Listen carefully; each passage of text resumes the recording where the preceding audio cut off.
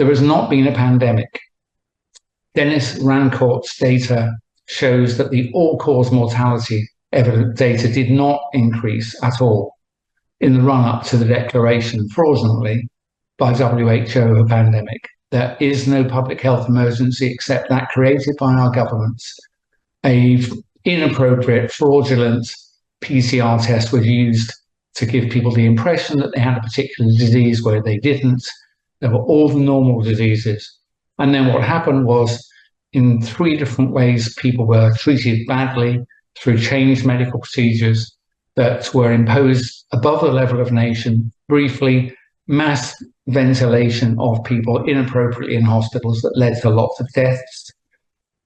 In care homes, many people were given sedatives and respiratory depressants, which led to their deaths. My PhD was specifically in that area of opiates and respiratory depression. And in the community, people were denied life-saving antibiotics and died of bacterial pneumonia. There's your pandemic. There is no other pandemic. And based on this lie, we were told that vaccines were coming our way and would be our savior. 2 things. As I say, first, there's no pandemic, so you certainly don't need an experimental, rushed medical intervention. But secondly, even if you did, as someone who's worked in the industry for over 30 years, I am telling you, it's absolutely impossible to invent, test, clinically evaluate, and manufacture, and then launch on global scale a complex biomedical product. It's absolutely impossible. It's not as close, it's years wrong. The fastest record prior to this was 6 years. And friends of mine who've worked all their lives in manufacturing of complex biological products tell me the methods development alone for the development of a reproducible manufacturing process itself takes a number of years. So whatever it is you think was done, I am telling you, there was not the development of a proper medical product. What I think happened was the advancement of materials that are intentionally toxic, and then they were sketchily advanced and jammed into people's arms, often coerced, sometimes even mandated, with the unsurprising effect that millions of people have died. So I think having heard what I've just said, that there was no pandemic and the lie was maintained in order to inject people en masse, I think 5.5 billion people, with an intentionally dangerous substance, 17 million of whom have died so far. Hello, my name is Dr. Mike Yeadon, and in the next 15 minutes or so, I would like to address those of you who've been vaccine injured or bereaved, and also those of you who are involved in the political process in Northern Ireland, as well as anywhere else in the world who might hear me. At the end of this process, I hope you will believe what I'm going to tell you, which shockingly is that the materials masquerading as vaccines were designed intentionally to harm the people who received them. I'm probably the most qualified former pharmaceutical company research executive in the world speaking out on this matter. And since I spent my entire career in the business of working with teams designing molecules to be new potential medicines, I think I am qualified to comment on it, and that is my shocking judgment that has been only reinforced over the last almost 4 years since I first said it. I'll also have some suggestions for what we can do together to fight against the global crime which is ongoing. So just a little bit about me so you can decide whether or not to believe me. So I'm a career-long research scientist. I've worked all of my life in the pharmaceutical industry and in biotech. My first degree included a training in toxicology. So it's an understanding of how materials can injure human beings at a molecular level and what the relationship is between the structure of them and the toxicity. In my second degree, a PhD, I did research in respiratory pharmacology, control of breathing and control of respiratory reflexes. So, and then after that, I joined the pharmaceutical industry in 1988, and I worked until very recently on new medicines for allergic and respiratory diseases. In my corporate career, I was for a long time responsible at Pfizer, then the biggest research-based drug company in the world, for everything to do with allergic and respiratory diseases in the research field. So that was my responsibility. And in the last 10 years after leaving in 2011, I was an independent, and I became the founder and CEO of a biotech company, which was eventually acquired by Novartis, which was then the biggest drug company in the world. So I have had a good career, and I was well regarded in the industry for my scientific acumen and judgments, until, of course, I started speaking out against the nonsense, the COVID pandemic, and especially the so-called vaccines. I've become persona non grata. It was my former colleagues after that. So I'm well qualified to comment on the toxicological principles, properties of molecules, and the kind of effects you might see from certain structures. So just very briefly, before I talk about the so-called vaccines, what happened in 2020?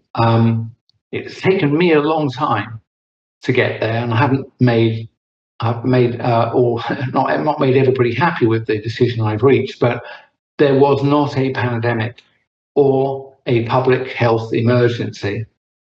I don't think there was anything at all apart from lies, propaganda, fear-based information, fake diagnostic tests called PCR, and then, as it were, misattribution of real illnesses that people did have, which were called COVID when there was no such thing.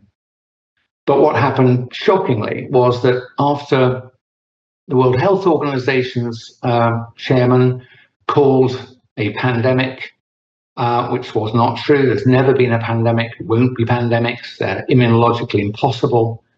But after he called them, many countries in the world changed radically their medical management practices for people in hospitals, also in care homes and in the community. And very briefly, in hospitals, many people were sedated, had a plastic tube put down their airway, and unconscious put on mechanical ventilators.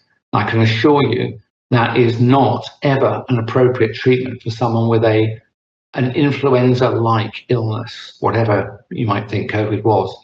But that would not be something you would do. And if applied to frail and elderly people, they will die in large numbers, which they did.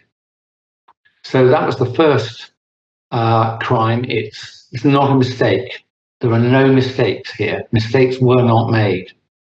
They were told to do this by figures at supranational level. We don't know exactly who, but we know this because these mad procedures changed in many countries all at the same time.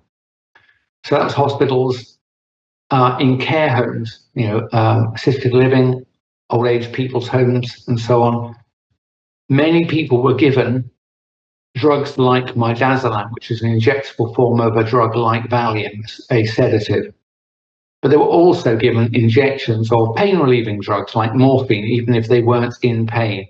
My PhD was in the field of understanding what opiate drugs like morphine do to the respiratory reflex. And I can assure you, it suppresses and depresses it. So if you give an elderly person on their own an injection of midazolam, they will become sedated and sleepy. And if you give them an injection of morphine, their breathing will slow.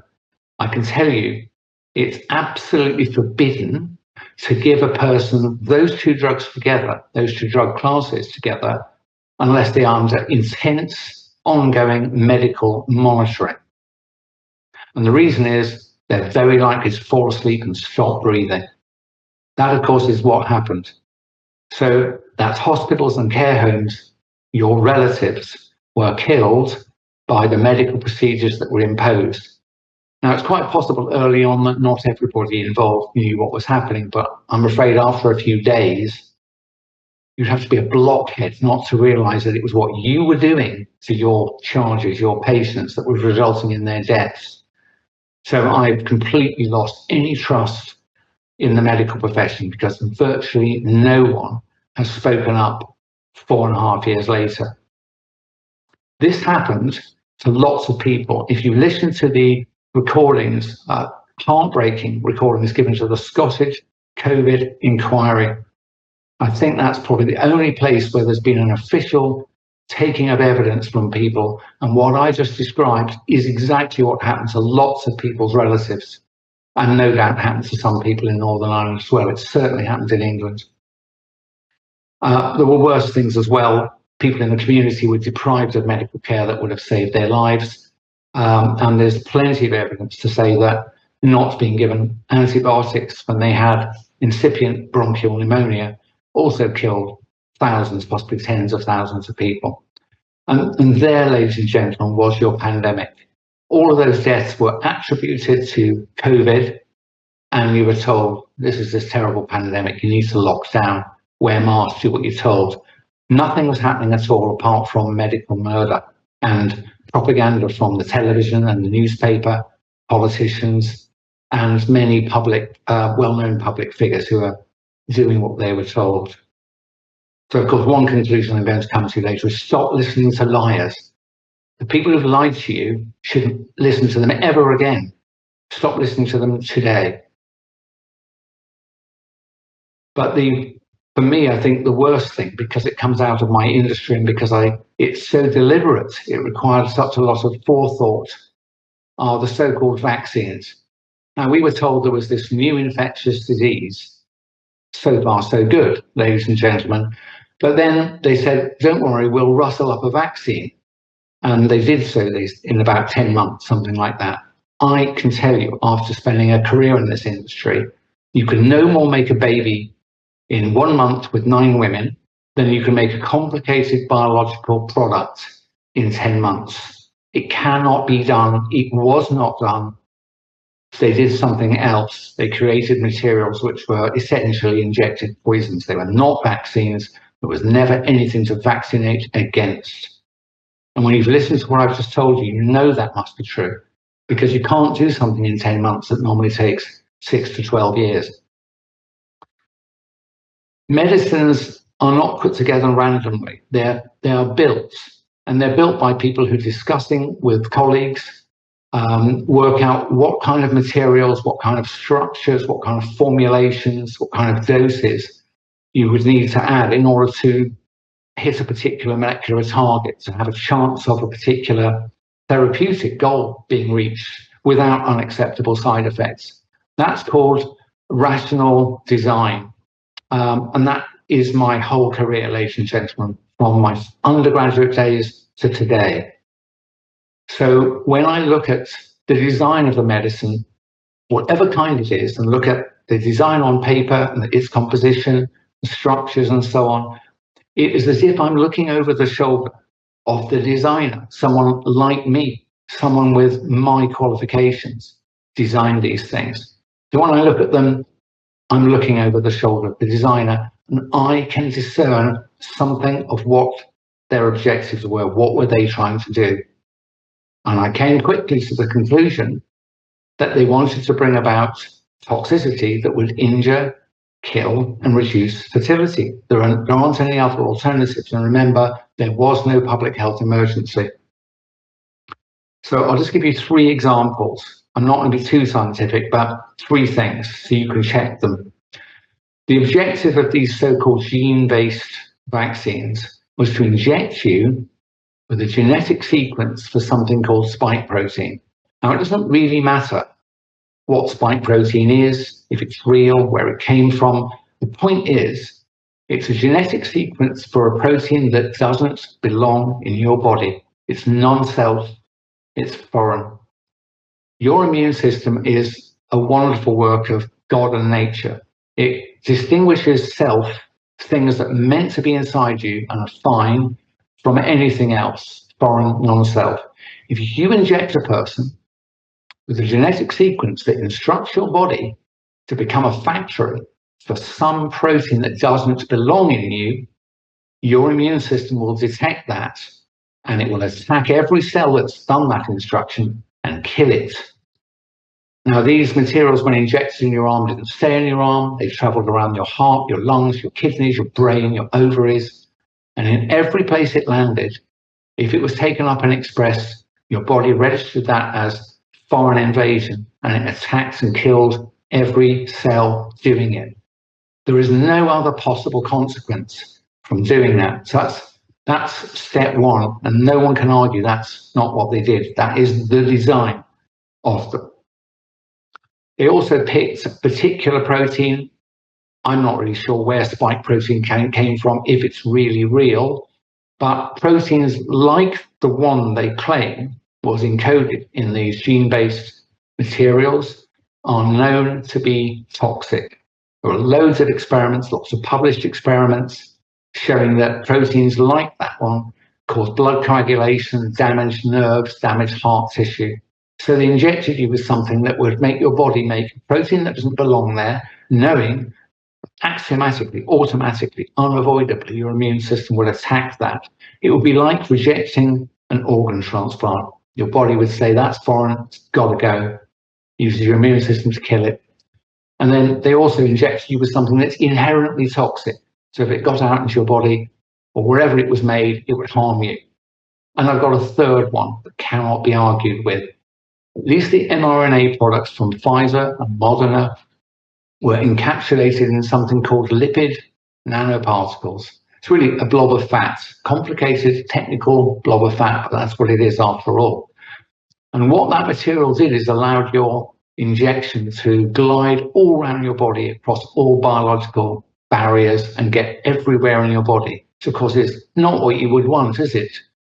For something that they told you was inhaled into your nose and lungs. But no, it went all around your body, into your brain, blood vessels. But in particular, I need to tell you, there were publications that are now more than 10 years old in peer-reviewed journal articles. Well, I'm skeptical about whether they're always very honest, but there were peer-reviewed journal articles showing that lipid nanoparticles were recognized over a decade ago of having a particular property, which you're not going to like to hear, which shocked me when I learned it. They tend to deposit their payload into the ovaries. That is exactly what happened with these injected materials. There was at least one study performed with the Pfizer agents for the Japanese regulatory authorities, and lo and behold, the material accumulated in the ovaries of the test animals. That is what's happened, ladies and gentlemen, to every woman and girl injected with these materials. And remember what I said about designing molecules to do things deliberately with objectives in mind? They picked lipid nanoparticles knowing they accumulate the payload in ovaries. It's not an accident. Mistakes were not made.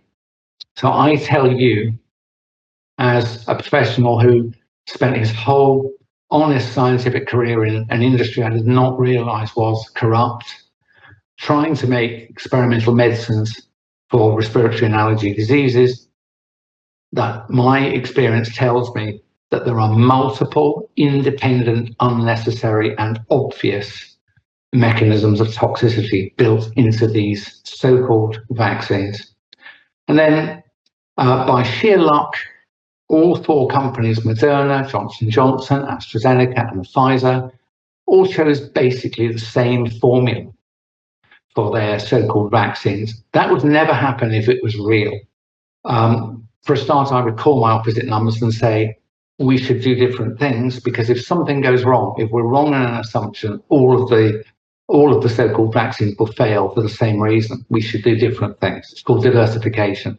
But no, they all did the same things because they're just lying. They were making intentionally dangerous materials, passing them off as vaccines, jabbing you and your children. And that's what they did. Of course, I didn't get injected, and neither did my children and most of my relatives. Some of them didn't believe me. I'm afraid they've been injected too. So big picture, what happens, I think, from the research I've done, and of course, I'm an expert in research and development, not in politics, but I believe that very wealthy people, the kind of people who run foundations with names, have planned, as have their antecedents for a couple of generations, to take over the world, to remove the freedoms of ordinary people like us that they regard as useless eaters. They don't want us around anymore. And their intention is to strip us of our freedoms by persuading us that there are very frightening events occurring in the world and we need them to lead us to safety. There are documents you can find from a group called the Club of Rome, who in the late 1960s were commissioned by some of these people who run nameless global foundations that have hundreds of billions of pounds of worth. They were asked to come up with scenarios that would produce challenges to countries that couldn't be solved by countries on their own. So they would have to look outwards and upwards to supranational solutions. Now, guess what? The two things they came up with: pandemics of infectious diseases, which I know as an immunologist are not possible and have never happened. The other thing they said to look out for or plan for were climate change crises.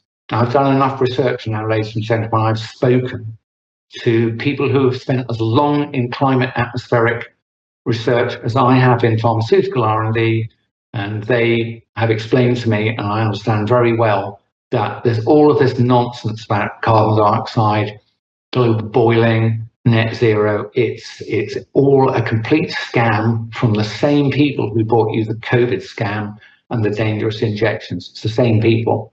They want one world government. They want to deprive you of your liberty. And then I'm afraid I think they will kill us using these injections, because they're going to do it again. All over the world, factories to make mRNA-based materials are being thrown up. Billions of doses are being made. And if we let them, they will stick them in our arms and people will sicken and die. So those of you who have been injured or bereaved, in my mind, no blame whatsoever attaches to you. How could you know that people you trusted and thought you could trust were lying to you? Well, that you didn't know. But if you let them inject you again, you have no sympathy from me, because they have lied to you. You've been injured or killed. And I've explained to you that they're liars and they have attacked us. So if you go along with it, you cannot be saved. All we need to do is enough of us continue to speak out about this and say, we're not having it anymore, get lost. Don't listen to liars anymore. People who've lied to you have forfeit their trust forever, in my view. And so anyone who's in the political process, for example, in Northern Ireland, looking at this so-called public health bill, which if you pass it would allow these supranational criminals to take you from your house, to inject you by force if necessary, they are aiding and abetting a global crime. And I saw someone online say recently that if you pass that legislation, I don't think it would be unreasonable to interpret that as an act of war. It's as serious as that. So politicians, you may well be under pressure from shadowy figures, but if you go along with it in hope for like an easier time of it, you will have unlocked the doors of hell and pushed everybody in it, and you along with it as well. So this is your time to do what I'm doing, which is to speak out no matter the consequences. I say to you, if you're frightened about what happens if you speak out, you should be absolutely terrified about what's going to happen if you don't. So really, that's all I've got to say. I do think these criminals are going to do it again. They're continuing to threaten us with pandemics like bird flu, monkeypox, and so on. It is all nonsense. Stop listening to liars right now. Put things right between you, the people you love, and between you and God, if you haven't already. And for goodness sake, be one of the people who speaks out, no matter what the consequences, because if you don't, we'll lose our freedom and then our lives. Thank you.